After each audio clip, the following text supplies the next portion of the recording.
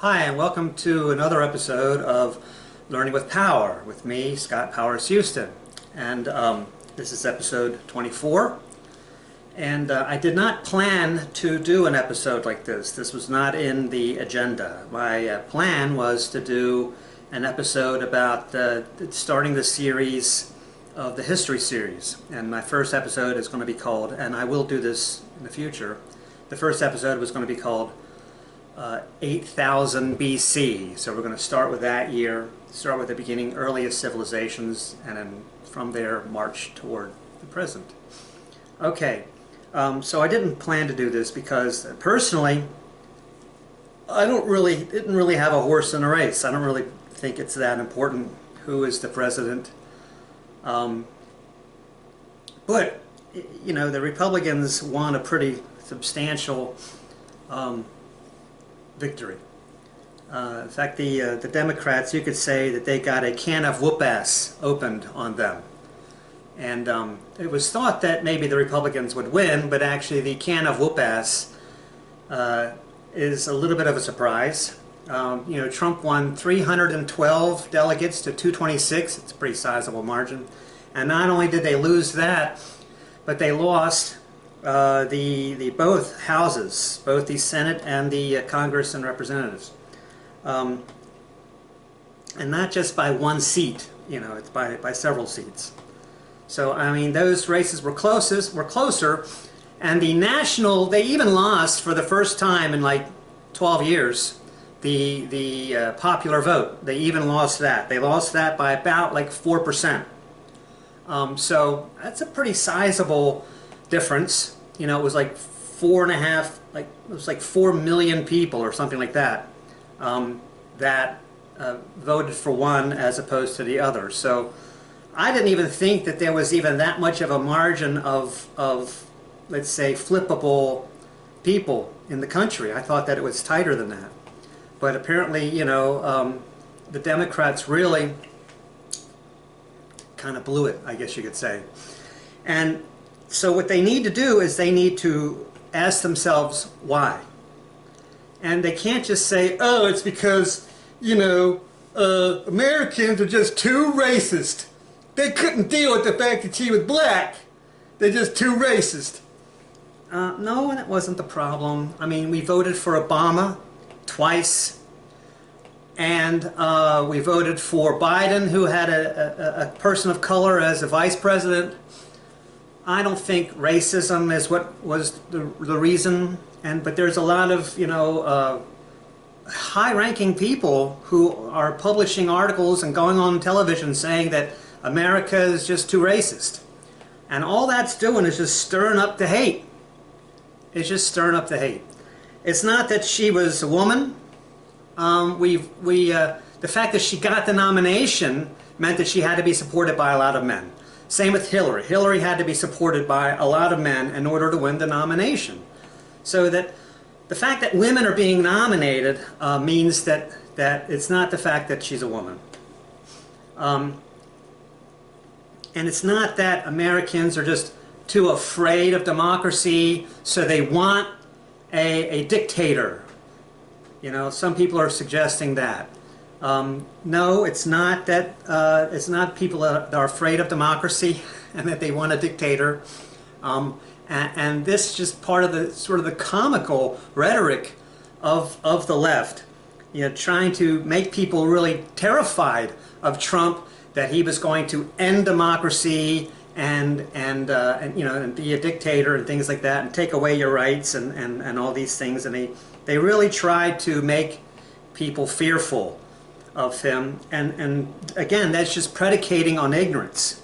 And all these people that are now so traumatized, which is the reason why I decided to do this broadcast, is because I have seen personally, plus I also notice online, how traumatized people, really traumatized people seem to be. A lot of people are really terrified, you know, of what's going to happen now. You know, oh my God, we lost. And it's because, you know, the Democrats spent so much capital on trying to make people afraid, that the byproduct is that when you lose, oh no, the boogeyman won, you know, and so people like, oh, well, they're afraid of democracy, they don't want democracy. No, that's not it. Americans are not afraid of democracy. That's not the reason why they voted for Trump, because they want a dictator. Nope, that's not the reason. And like I said, for anybody who's really afraid of what's going to happen next, just do yourself a favor, go to a community college, enroll in a basic American civics class, and just learn how the government works, and you will no longer be worried about the future, because he cannot eliminate democracy in America. This isn't Nazi Germany, or this isn't Germany in 1930. This is not the Soviet Union or Russia today. This is not any country. There's a lot of flaws and problems, and there needs to be a massive overhaul to the American government, especially politically. But it is pretty good in terms of what's called checks and balances. Checks and balances were intentionally put in to handle what if the person is an ogre that wins. What if the president is really stupid? What if they become incapacitated? What if they're really they're really a warmonger and all these things? What about all these potential problems, that happened in the past in history? They tried to put in a lot of stopgaps, and so the president can't just go and declare himself, emperor. That's just not possible. He needs support and cooperation, even though he has a majority in the House and a Senate now. Still, he needs a lot of cooperation in order to get things done. They can't do the whole, the whole Project 2025 thing was all about trying to scare people. And, it wasn't actually Trump that said that he's promoting the Project 2025 thing. This is not a Trump thing. It's something that very extreme right-wing conservatives promoted. And some of the things on that agenda, Trump has basically said he supports, and some of the things probably would not actually be a bad idea, though some of the things, if they were done, would be frankly scary. But all of the liberal media was actually, throwing that around, like that's what's going to happen, they're going to do that. Project 2025, as soon as he gets into office, that's all going to be enacted. And we're just for the intent and for the purpose of trying to scare people. And granted, fear is the greatest motivator. So fear of loss is much stronger of a motivator than promise of gain. And in sales, people have known this for years. But it doesn't work in politics.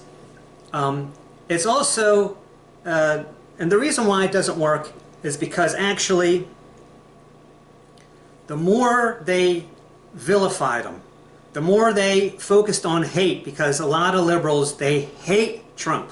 They hate him.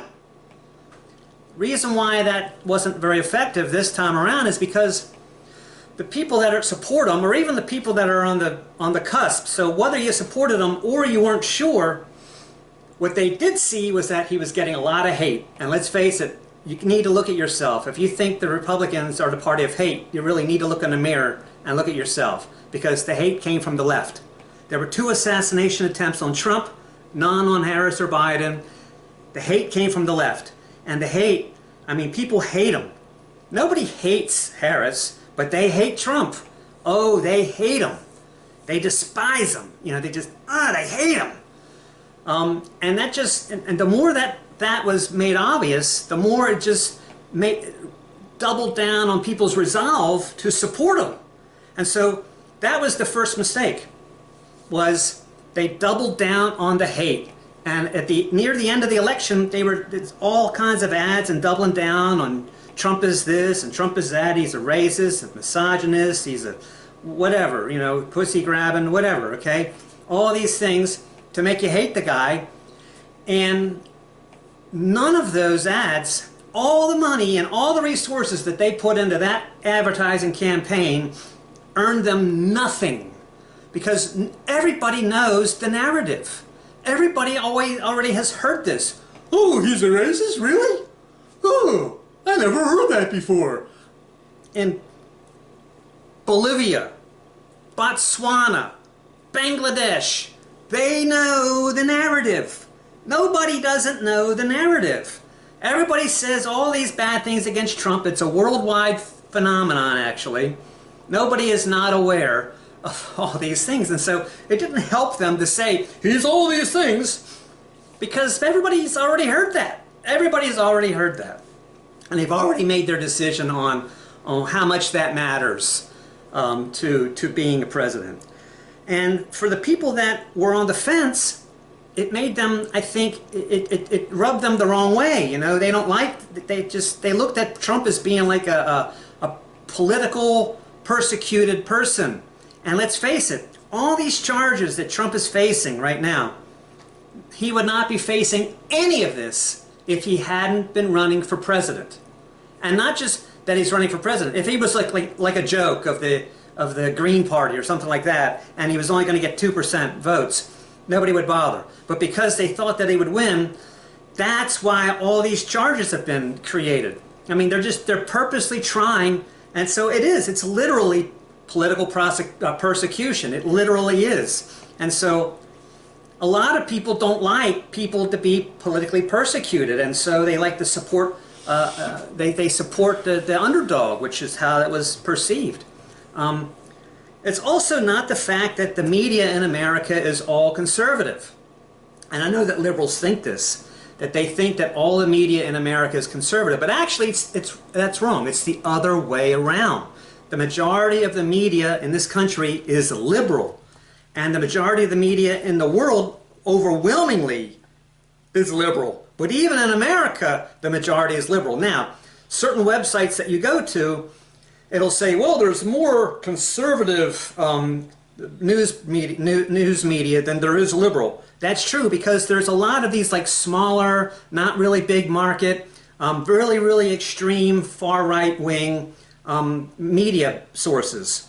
And these are the sources that support parties like the Tea Party, and even today like the Libertarians and things like that. Because the Libertarians have switched, apparently. They've gone from extreme liberal, because they were in favor of communism and abolishing money, and now they've gone to like extreme conservative. They've kind of switched. But it's not because of the media. If you look at the media, all of the major media sources, so I'm talking like CNN, USA Today, The Washington Post, Yahoo News, MSNBC, all of the major networks, NBC, ABC, CBS, the Associated Press is sort of neutral, but they're actually leaned like 1 or 2% liberal, and the BBC, for sure, liberal. These are all major networks, major broadcasting networks, major sources of news that people, major sources of media that people see, and they're all liberal. Look them up one by one. Look up each source, and you'll see that every one of them is liberal. And the only ones that are not, that have a significant audience, is Fox News and Breitbart. And that's it. And all these other things do not have a huge, big following. So when you're talking about national politics, you need to understand the national market, the national marketplace. And so let's get to this board here. All right? Stay with me. What have you done? Okay. So here's the 3 reasons why the Democrats did not win. Okay? It's not that people are just too racist. It's not that people could never vote for a woman. It's not that people are afraid of democracy and they want a dictator. And it's not that the media is too conservative.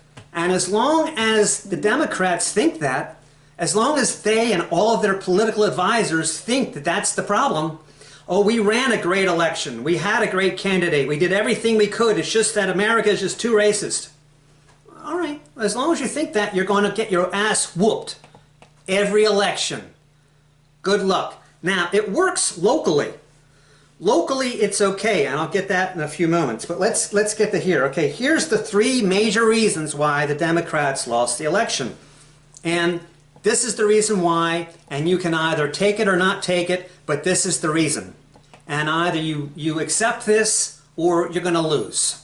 It's simple as that. Okay, number 1, they doubled down on the hate rhetoric and the fear. They doubled down on it when it wasn't serving them any good purpose to do that, and all it did was just make people more resolved to vote for the guy that was being persecuted, or it seemed like he was being persecuted, because people were not doing as much character assassination of Harris as they were of Trump. And I think even liberal Democrats have to understand that that was true. Okay, number two, they did not understand the national market. So we'll get to that in a few moments, the difference between the national market and local markets. All right, and number three, she did not try to distance herself from Bidenomics. That's very important. She did not try to distance herself from Bidenomics. Okay, so we'll get to all that later. So let's talk about the national market, okay, for a minute. All right. Also, it's not because people are stupid, and it's not because of some internet conspiracy. Here's another thing before I get into that. These are other things I wanted to address. Okay, now, the fact that Trump won, it's not the end of the world. Oh no! Oh my God, what's going to happen next? People are like that upset.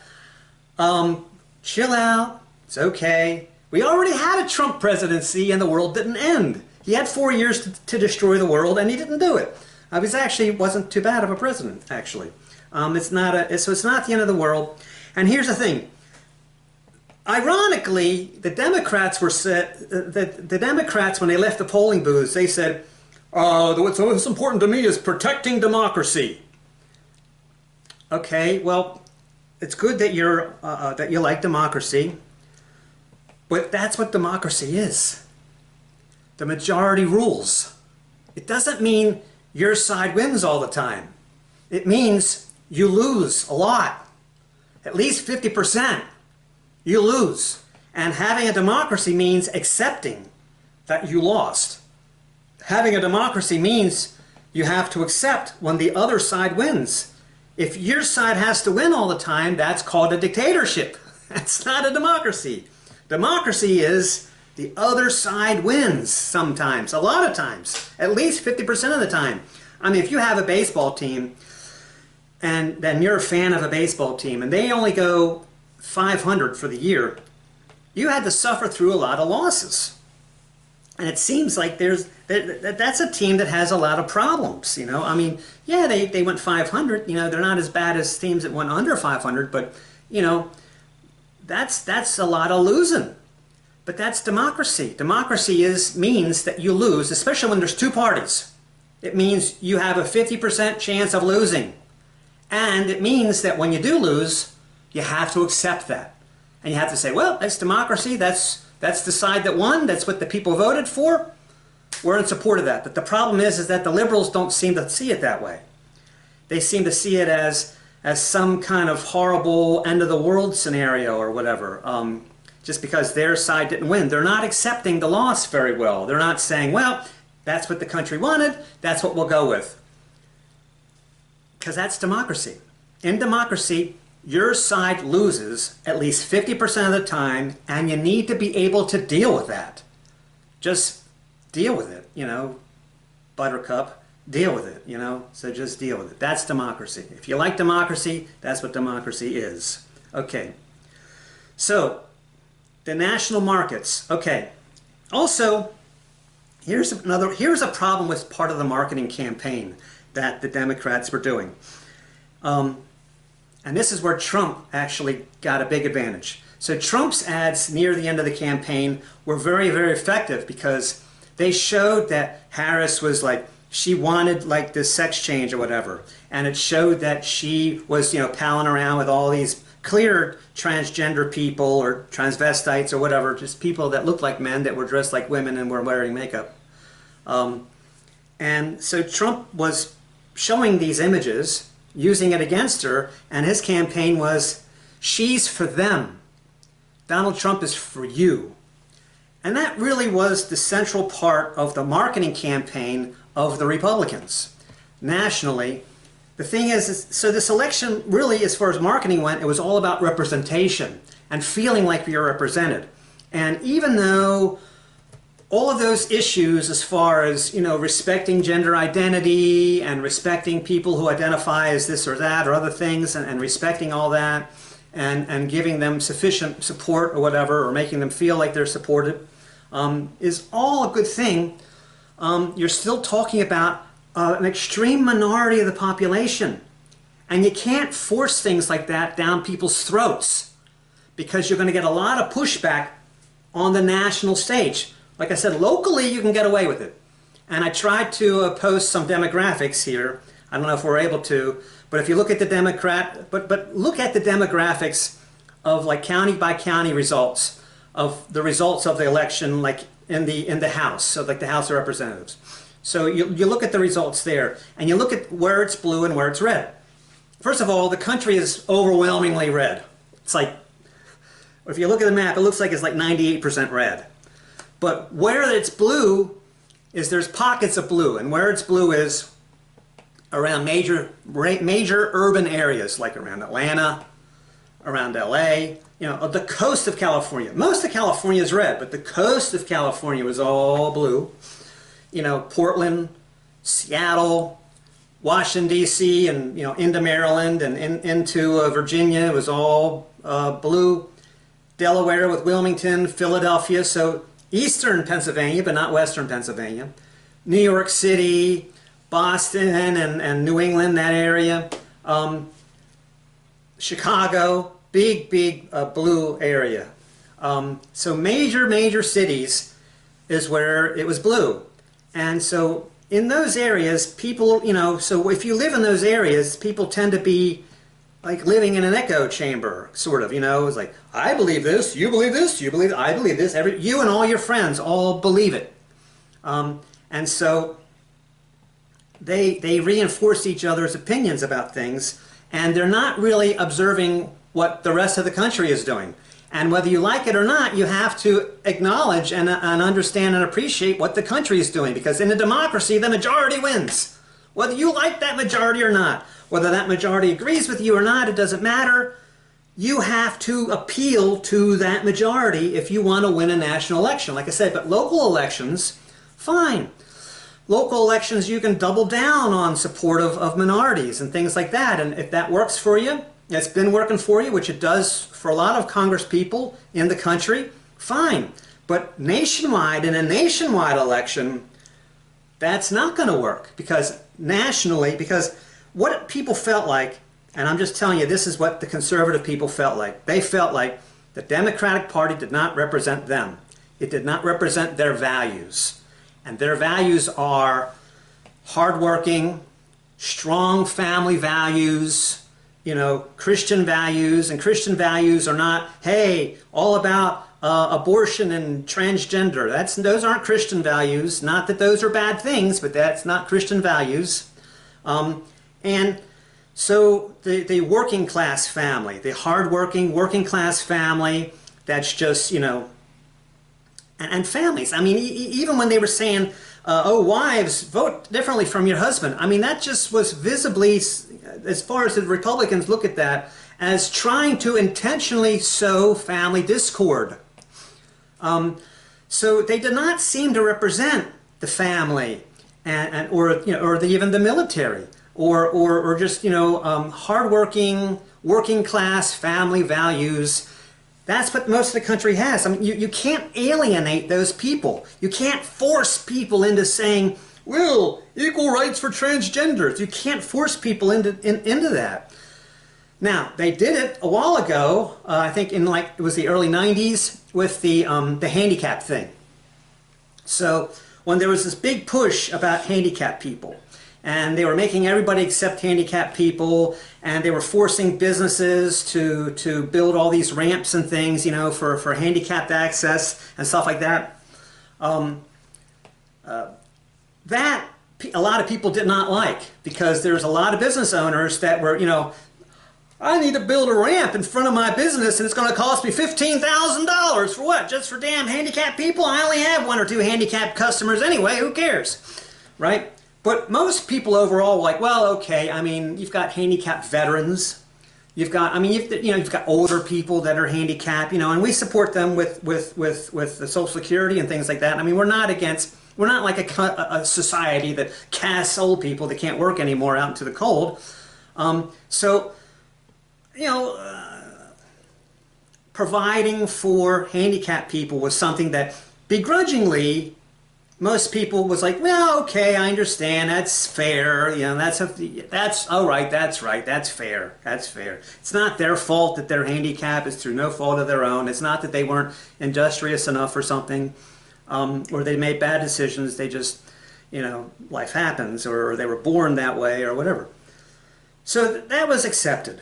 But to force people to accept transgender and all this kind of stuff was going too far. And it actually, the national market is never going to accept that, I have to tell you. And it's not about forcing people to do what you want. It's not about forcing people to think what you want. It's not about forcing people to make you think like they do. That's not marketing. That's not how it works. And you may think that they're stupid, or you may be very frustrated that they don't agree with you, but that's not how marketing works, or democracy. Democracy is like you follow something of your own free will. Dictatorships are about forcing people to accept things and forcing people to do things. That's what a dictatorship does. If you really want democracy, you have to allow people to have free will. And if their free will says, I don't feel represented by a party that just seems to represent the extreme minorities. The bottom line is people that are transgender or whatever are an extreme minority. You're not going to win a national election by appearing to represent the small minority. That's just not going to work.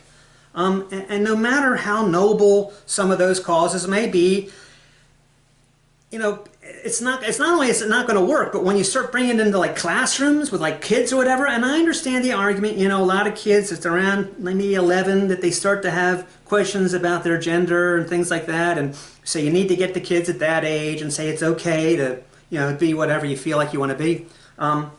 That's fine argument, but most people saw that as like, oh my God, they're bringing this gay transgender stuff into the classrooms. It's about sexual preferences in the bedroom, and they're talking to 10-year-olds about it. That's just wrong.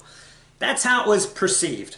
And like I said, noble cause or not, you have to be sensitive to how it's being perceived.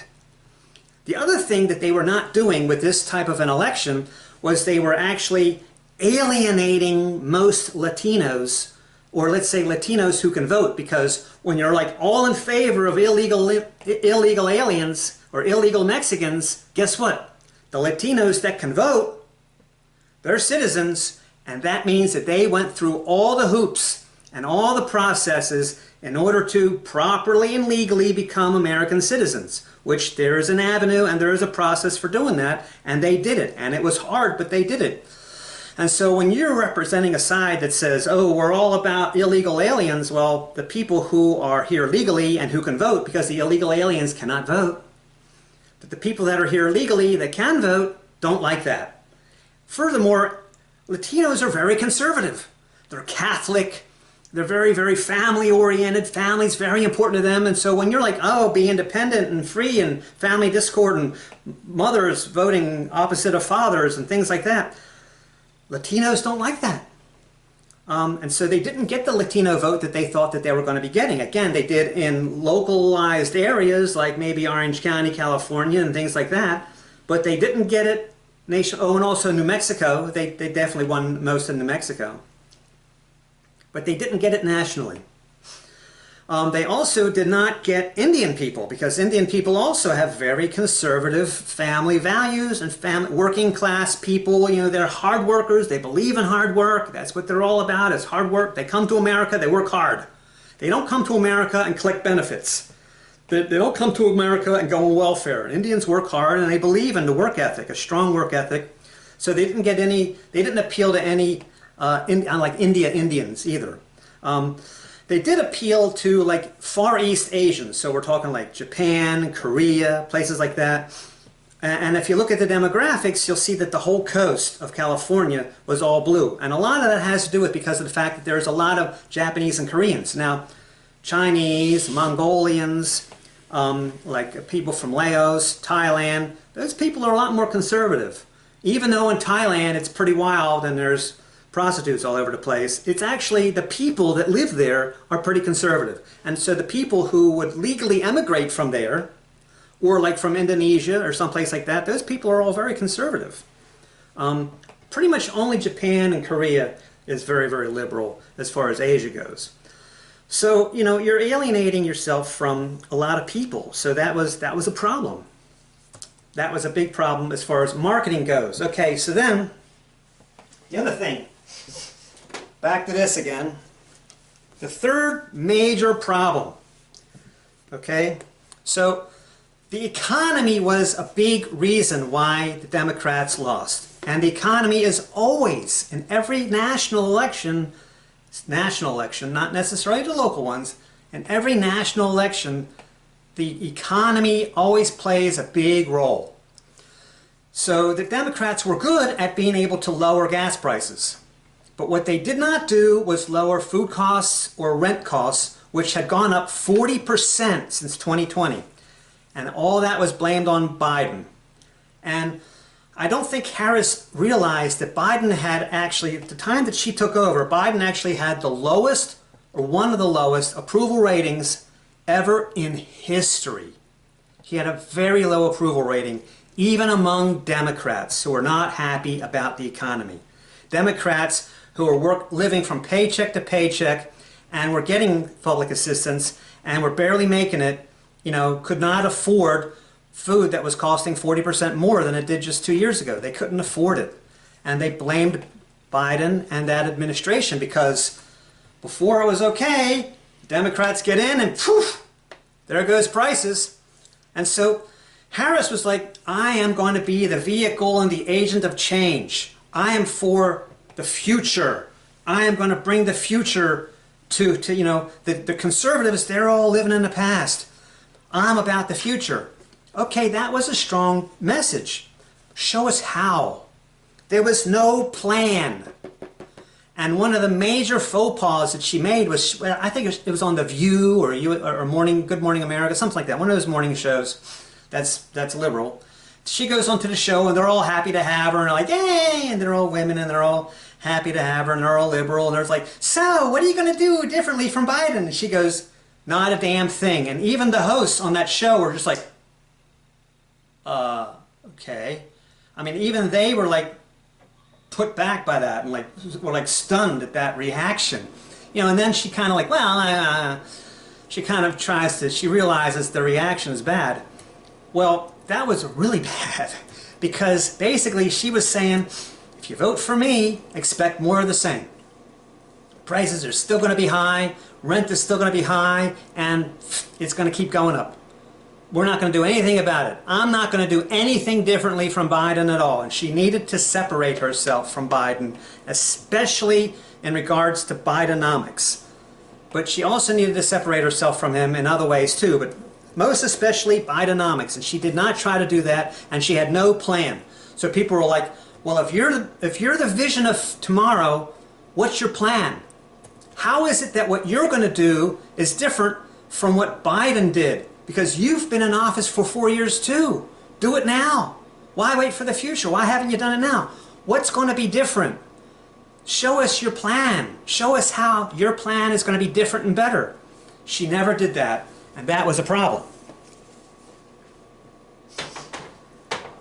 And not all the time does a political candidate need to do that. But in this case, she did, because she was saying that she is the party of change. She's the party of the future. And she was different from Biden. So people were like, okay, how are you different? How are you better? How are you going to be better for us than what we've had in the last 4 years? And that was a great opportunity for her. But she fumbled the football. If her and her team would have come together with a cohesive, understandable plan for why their regime is going to be an improvement, that could have pushed her over the top, but they didn't do that. And not doing that, failing to do that, and failing to understand that they needed to do that, was a big mistake.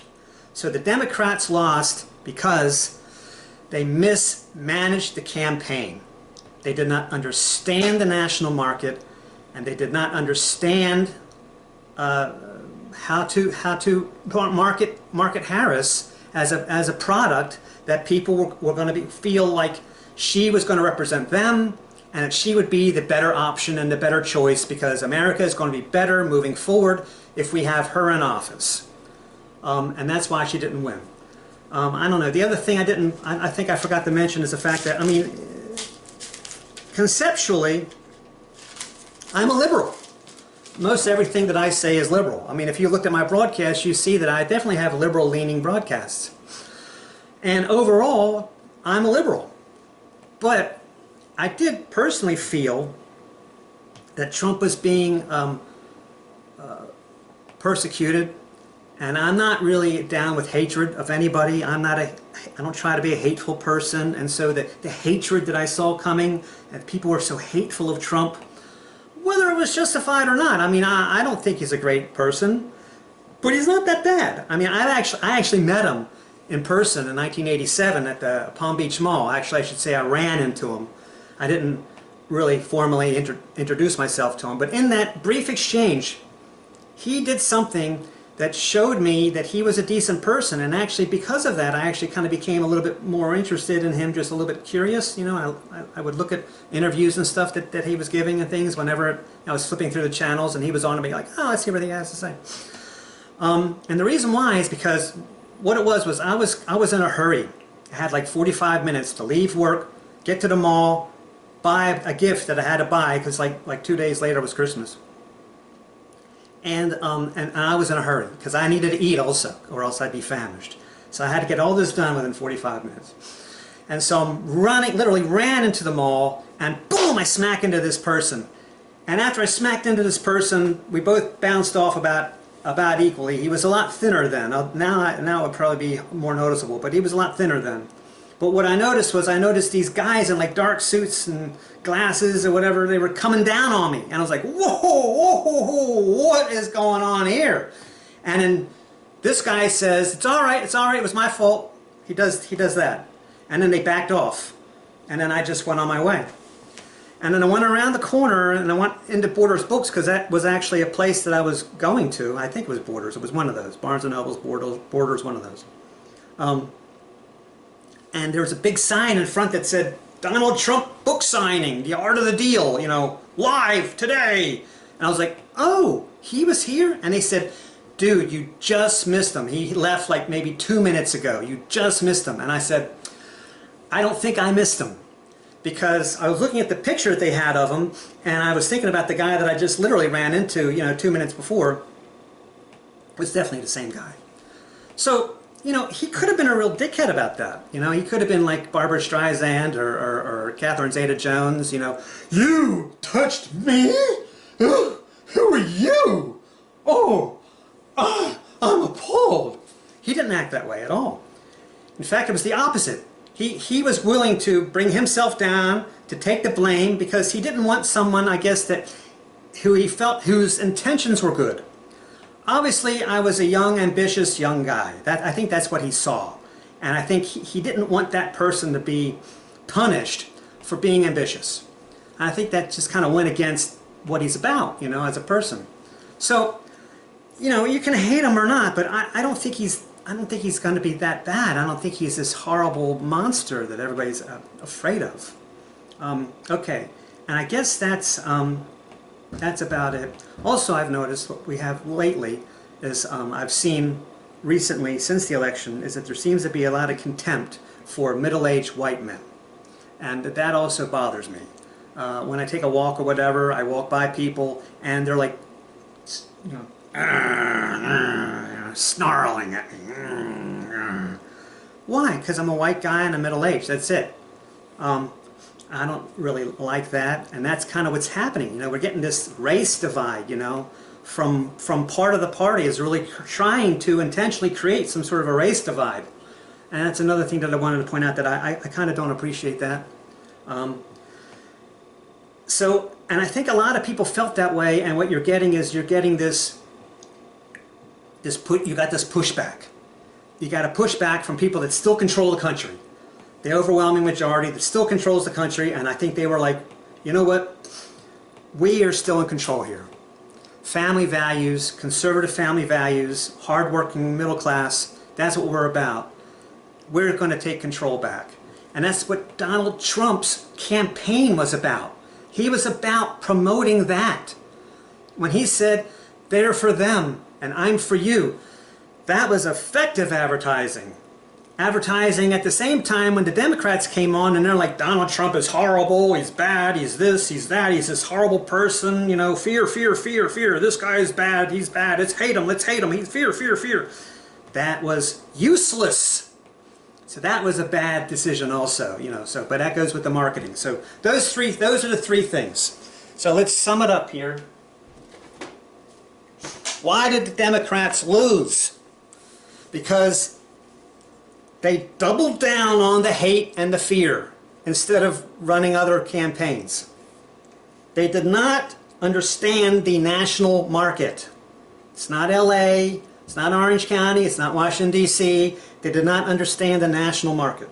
Number three, she did not try to distance herself from Bidenomics. And she had no plan for why the economy or why life in America would be better. Those are the three reasons why they lost. And I hope you can understand that. Again, this is all about learning things, busting false narratives, and so that's what we're trying to do here. Okay, so that about wraps it up. I'm Scott Powers Houston. Thank you very much for tuning in. Tune in next time. We're going to start talking about history. We're hoping to put this all behind us now, and let's just move forward collectively. So next I'm going to talk more about history. This is the last thing that I want to talk about, politics, because it's not really my favorite thing, and I don't, like I said, it's not that important to me really. But again, thank you for tuning in. If you want to click like, subscribe, share, those things would all be great. I'm Scott Powers Houston, and we'll see you next time. Take care.